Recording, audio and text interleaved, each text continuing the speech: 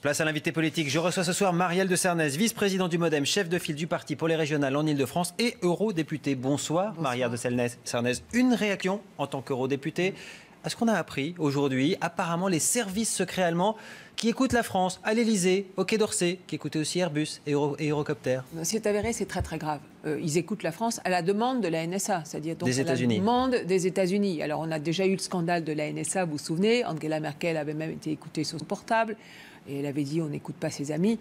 Alors si on peut imaginer, si tout ça est vrai, que les Américains ont demandé aux services secrets allemands d'écouter la France, les responsables français et des responsables industriels, par exemple comme Airbus, moi, c'est un immense scandale. Il y a quelque chose qui ne marche pas correctement. Alors, il y a une enquête en cours au Bundestag, mais il va falloir que l'Allemagne nous dise très très vite ce qu'il en a été et ce qu'il en est. Pour l'instant, il n'y a pas de réaction de la France. En tout cas, on n'a pas entendu qui que ce soit hausser la voix. Vous le regrettez ? Je pense qu'ils attendent les résultats de cette enquête. Il y a une enquête en cours. Donc, moi, je veux bien qu'on dise ce qu'on attend. Mais en tous les cas, si jamais c'est avéré, c'est extrêmement grave. Déjà, quand les Américains écoutent le monde entier, la planète entière, c'est grave. Alors en plus, quand on a des alliés européens qui écoutent leurs propres alliés et leurs propres amis, et qui plus est avec des intérêts industriels derrière, ça pose beaucoup de questions. Ça pose notamment, en particulier, la question des services secrets. Est-ce que les services secrets font ça, au fond, de leur propre chef, entre services secrets américains et services secrets allemands? Ou sur ordre de la chancellerie? Ou chancellerie? est-ce qu'ils font ça sur mandat? Alors, les deux sont graves. Mandat politique, évidemment, ce serait grave. C'est ce que dira l'enquête. Sans mandat, ce serait très très grave aussi. Et c'est toute la question de, voilà, les services secrets, c'est important et en même temps, ils ne doivent pas agir en dehors de la légalité. Vous dites c'est très très grave. C'est-à-dire, si c'est avéré, qu'est-ce qu'il faudrait faire?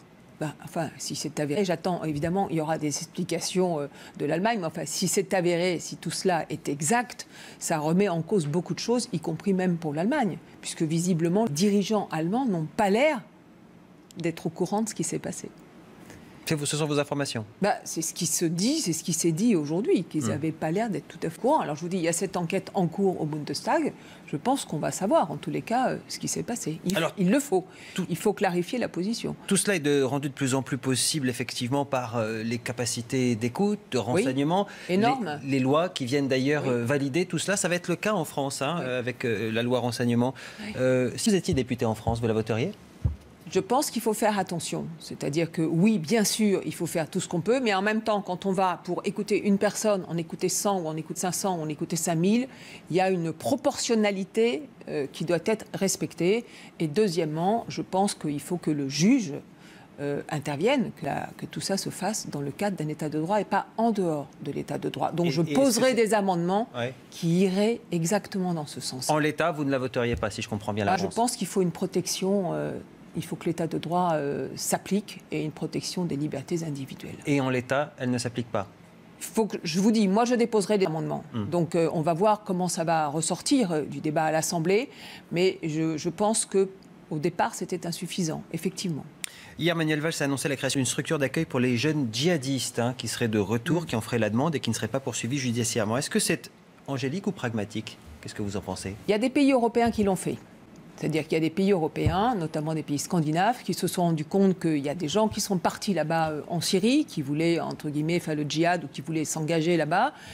Certains restaient et certains revenaient en se disant on s'est trompé de chemin, on veut se réinsérer. Donc il y a comme ça des structures qui existent dans les pays scandinaves. Si c'est cet état d'esprit-là, de se dire il y en a 1 sur 50 ou sur 30 qui revient, il faut essayer de les rattraper. Ils se sont trompés et on peut essayer de les rattraper, bien oui, bien sûr, il faut que ça fonctionne. Mais pas d'angélisme et pas de naïveté. Donc il vaut mieux ne pas se tromper. Mais ça existe et je trouve que c'est mieux que ça existe parce que si ça n'existe pas, celui qui s'est trompé, qu'est-ce qu'il fait? Rester là-bas? Bon, il faut qu'il puisse revenir et qu'on puisse éventuellement, qu'il puisse être réinséré éventuellement. On va parler de politique intérieure, si vous le voulez bien, des régionales. Vous êtes chef de file du MoDem en Ile-de-France, mais vous avez créé la surprise mardi en déclarant « Je suis Pécresso-compatible », compatible avec Valérie Pécresse, la chef de file de l'UMP. Ça veut dire quoi? Vous allez un peu vite. J'ai dit on a des approches qui peuvent être compatibles. Voilà, ça veut dire quoi? Sur la région. Ça veut dire que, par exemple, on veut toutes les deux le changement de la région Île-de-France. On pense toutes les deux... La région Île-de-France, c'est une très grande région. On y est, là, aujourd'hui, à Paris.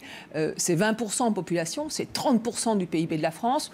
Moi, je trouve que cette région, ça ne va pas. Ça veut dire quoi, cette compatibilité? Ça veut dire quoi, concrètement? Il faut la réformer. Allez au bout. Ça veut dire quoi? Ça veut dire une liste d'union? Ça veut dire qu'on pourra peut-être faire le moment venu, parce que moi, pour l'instant, je suis en pré-campagne. Nous sommes avec Yann Berling, qui est chef de file avec moi. Nous sommes tous les deux en pré-campagne jusque l'été. À l'été, on définira nos stratégies dans chacune des régions de France. Et moi, j'ai dit que pourquoi pas, on va voir, on va travailler, on va regarder les choses, on va porter d'abord pendant ces 3-4 mois l'identité du centre, les attentes du centre, les aspirations des électeurs du centre. Il y a déjà Chantal quant à la région de l'Île-de-France. Et puis, oui, je ne suis pas fermée à l'idée de rassemblement large, parce que je crois qu'il faut pas seulement gagner, mais il faudra pouvoir gouverner différemment cette région. Et quand je dis gouverner différemment cette région, moi je crois qu'il faudra des ruptures.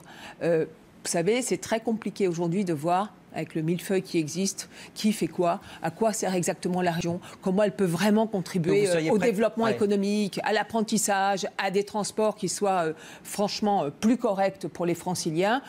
On a un gros boulot à faire et je pense que le faire dans le cadre de rassemblement large, ça peut être une bonne chose. Alors, la question que beaucoup de gens se posent, j'imagine, c'est si le MoDem et l'UMP peuvent s'entendre et s'allier dans une région, comme vous le dites, aussi importante et aussi grande que l'Île-de-France, alors pourquoi ne pourrait-elle pas le faire dans les autres régions et d'une manière générale au niveau national? Ah, c'est pas ce que dit François Bayrou, Marielle de Sarnez. Moi aussi, vous savez, on est à peu près calés, François Bayrou et moi. Quand on écoute sur l'Auvergne et le centre, la Provence-Alpes-Côte d'Azur, il n'a pas l'air de dire qu'il va y avoir une liste d'union. Je viens de vous dire, on verra.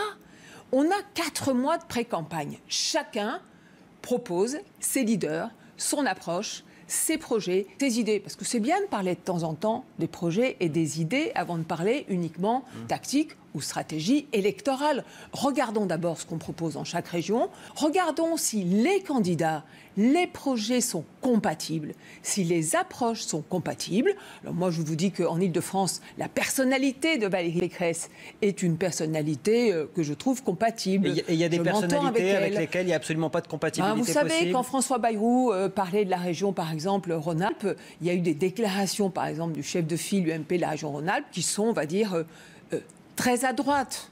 Les dernières déclarations quant à Taubira et ce qui s'est passé sur ce drame atroce en France, ce sont des déclarations dans lesquelles on ne se retrouve pas forcément. Mais par ailleurs, nous verrons comment tout cela ira. Mais notre responsabilité à nous, responsables du centre, c'est au fond de représenter cette sensibilité du centre et ces électeurs du centre dans les mois qui viennent. Je vous entends bien. Et puis après, nous verrons comment nous ferons région par région. Je vous entends bien pour les régionales, mais vous êtes en train de dire finalement ce qui est important, c'est de représenter notre sensibilité du centre. Ça correspond exactement au principe de la primaire ouverte à la droite et au centre. Est-ce que ça serait une compatibilité potentielle aussi? D'abord, la primaire ouverte, soyons clairs. Regardez, c'est d'abord la primaire de l'UMP quand vous regardez, il y a l'UDI quand même. Telles qu'elles se font. Vos camarades du centre de l'UDI, c'est pas sympa pour eux ce que vous dites. On va dire que c'est plutôt la primaire de l'UMP.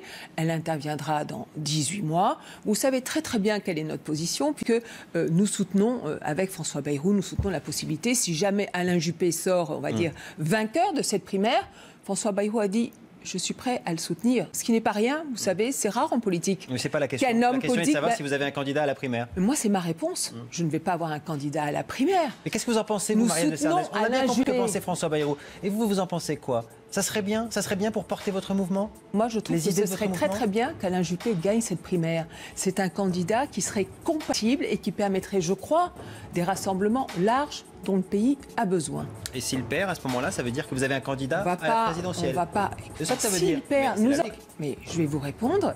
S'il perd, François Bayrou a dit très clairement, nous serons libres. Voilà, nous verrons. Nous serons libres. Vous verrez. Très bien. On reste au futur. Merci, Marielle. Merci à vous. Vous restez avec nous à suivre la météo et le grand décryptage. On va revenir ce soir sur les affaires de pédophilie.